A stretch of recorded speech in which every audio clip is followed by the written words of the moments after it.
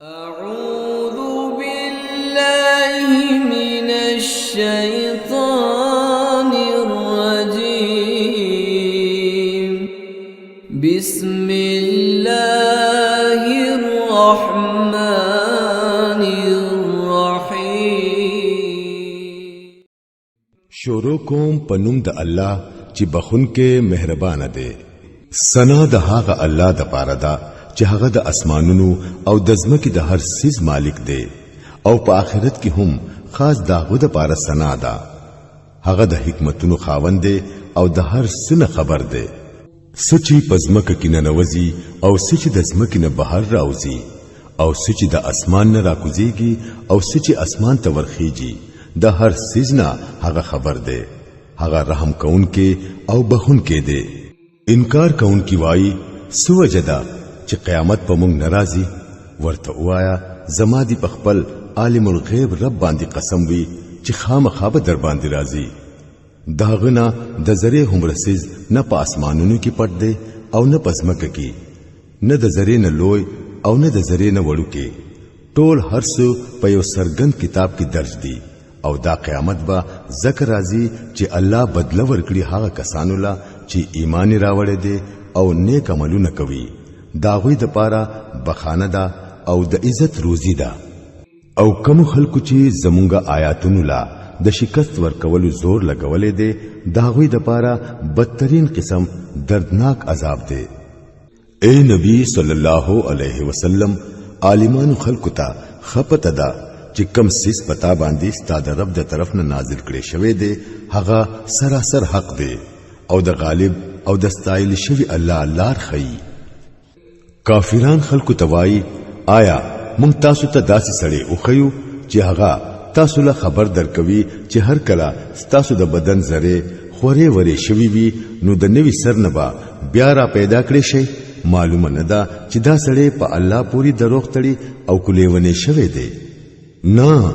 بلکې کم خلک چې آخرت نه مني هغوی په عذاب کې مبتلا کیدونکي دي او هغوی سخت بیلاری شوی دي. آیا دوی چرته هغه اسمان او زمکه ته ندی کتلی چې دوی د وړاندې او درستونه راګر کړی دي؟ کومنګ اوغاړو نو مونږ با دوی په زمکه کې خخ کړو یا بپری د اسمان سو ټوټه را وګرځو. په حقیقت کې پدې کې خامخا نخښتا د هر هغه بنده د پاره څوک چې الله ته رجوع کوونکی دي.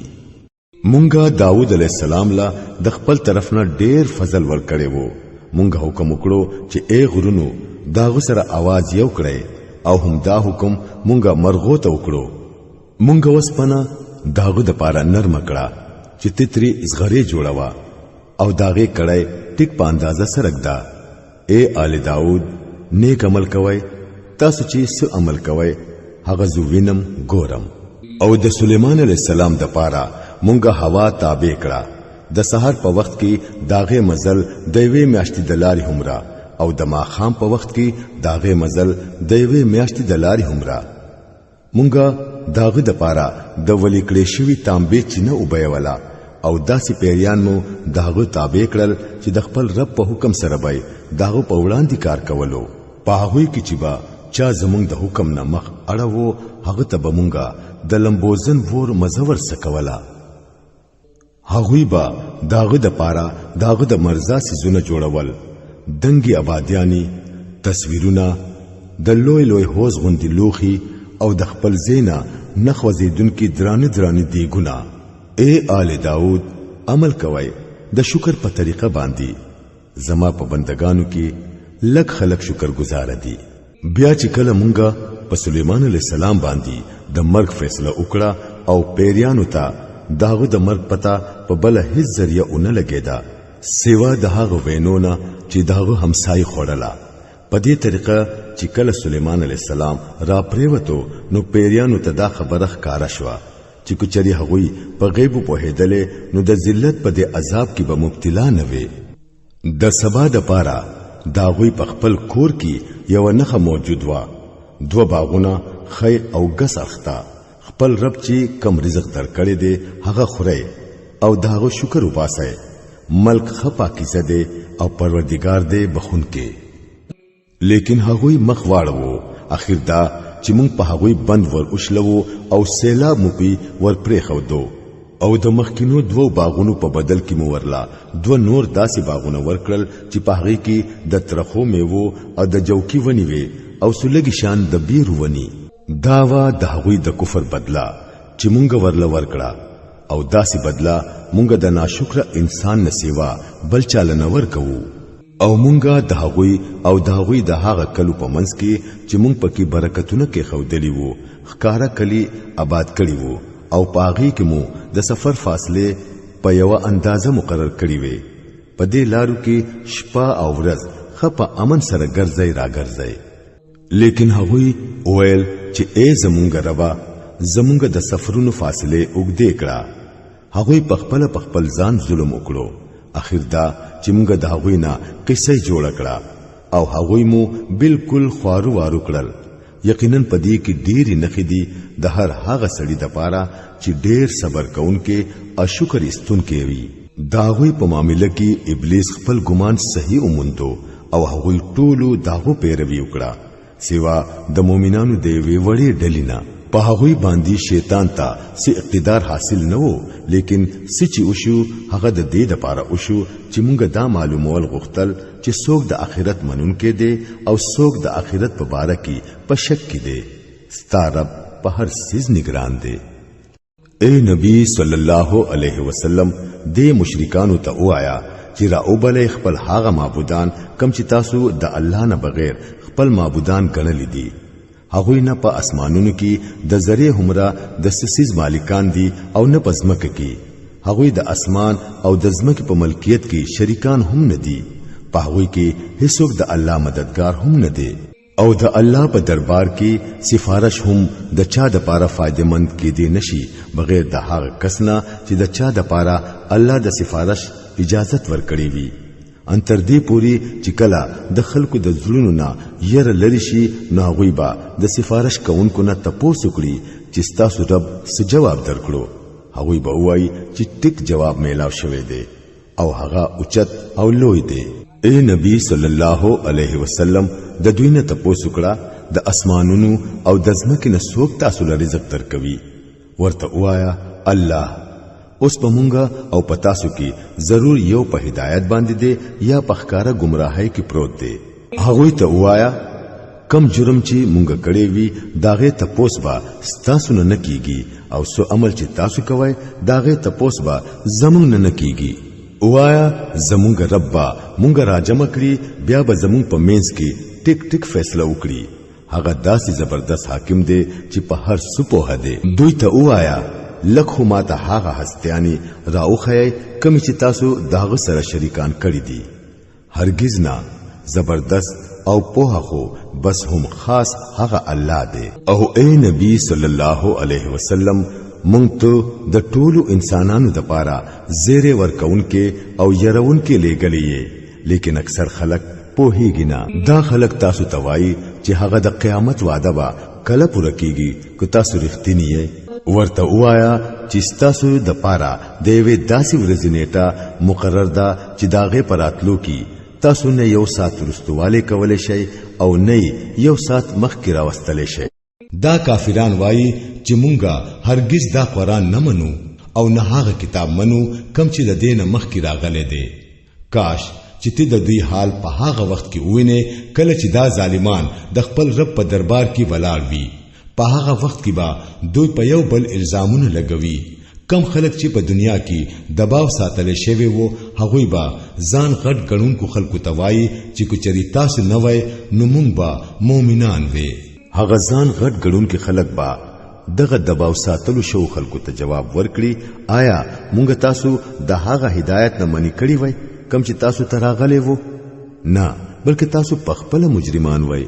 هغه د باو ساتلې شوی خلک با د غزان غټونکو خلکو ته وایي نه بلکې د شپې ورځې مکرونه وو چې تاسو به مونږ ته ویناګانی کولې چې مونږ دې د الله سره کفر وکړو او نور څوک دې داغه سره شریکان جوړ کړو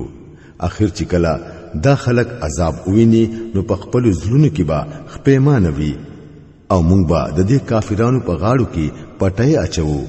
آیا خلکو ته د دین سیوا بل څه بدل ورکړي کې دي شي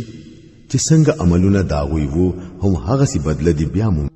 هیڅ کله داسې نه ده شوی چې مونږه یو کلی ته یو خبردارون کې لګلې وی او دغه کلی مالدارو خلکو دا نوی ویلي چې کم پیغام تارا وړې دي هغه مونږ نه منو هغوی همیشه دا ویلي دي چې مونږ ستاسو نه زیات مال او اولاد لرو او مونږه هرگز سزا مندون کې نه یو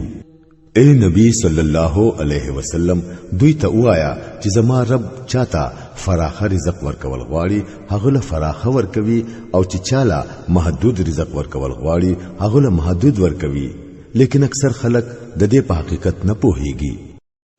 دا ستاسو دولت او ستاسو اولاد نه دی چې تاسو مونږ ته رانږدې کوي هو چې څوک ایمان راوړي او نیک عمل وکړي دا خلق دی چې د دوی د پاره د دوی د عمل د چند بدله ده او دوی با په دنګو لوړو مانو کې په اطمینان سره اوسي پات شو هغه خلق چې زمون د آیاتونو د ښکته کولو د پاره کوششونه کوي نو هغوی با په عذاب کې اختوي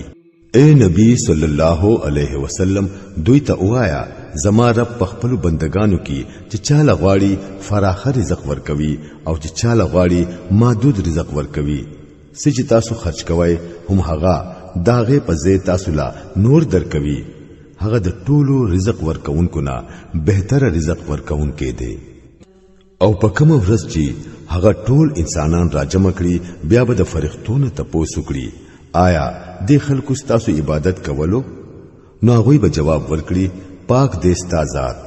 زموږ تعلق خو ستا سره دی نشي د دې خلکو سره په اصل کې دوی به زمونږ نه بلکې د پیریانو عبادت کولو په دوی کې اکثر خلکو پاغوي باندې ایمان راوړی وو په هغه وخت کې به مونږ وایو چې نن پتا سو کې نه څوک چاته فائدہ رسولی شي او نه نقصان او ظالمانو ته به وایو چې اوس د دوزخ د هغه عذاب مزه اوسکه چې تاسو به دروغ غنلو د خلکو ته چې کله زمونږ صفا آیاتونه اورول کیږي نو دوی وایي چې دا سړی خو بس دا غواړي چې تاسو د هغه معبودانو نه واړوي د کوم عبادت چې تاسو پلار نکونو کولو وایي چې دا قرآن خو تش دروغ دی د ځانه جوړ کړی شوی د کافرانو ته چې کله حق راغې نو دوی وویل چې دا خو ښکارا جادو دی حالانکه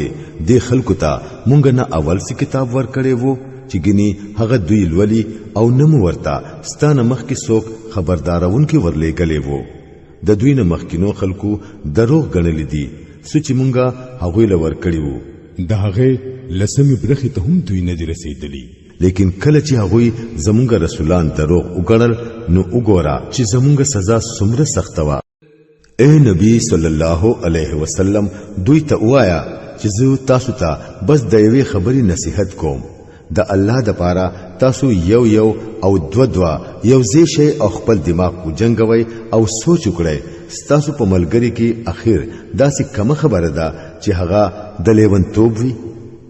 هغه خو د یو سخت عذاب دراتلو نه مخکې تاسو د پاره خبردارون کې دی دوی ته وایا کچري ما تاسو نه سو اجر غوښتلی وي نو هغه دی تاسو مبارک شي زما اجر خو د الله په ذمہ دی او هغه په هر سیس باندې گواه دی دوی ته وایا زما رب ماته حق په ځړ کې راچوي او هغه په ټولو پټو حقیقتونو ښه عالم دی وایا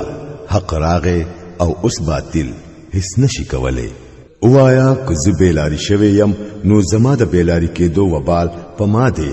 او که زه په سملاریم نو دا د هغه وحی وجدا کوم چې زما رب په ما باندې نازلوي هغه هر څه اوري او ډیر نږدې دی کاش چې ته دا خلک په هغه وخت کې ووینې کله چې دوی په یره ګرځي او د بچ کېدو رو ګدر بچرتا نمومي بلکې د نږدې نه برانی ولي کیږي په هغه وخت کې با دوی وایي چې مونږه د رسول په تعلیم باندې ایمان راوړو حالکه اوس لری پاتې شوی سیز چرته په لاس راتلی شي د دین مخ کې دوی کفر کړي وو او به تحقیق به نوی خبري کوله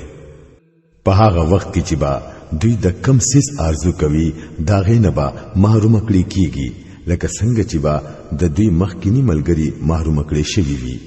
بهشکه دوی په لوی گمراه کن شک کې پراته وو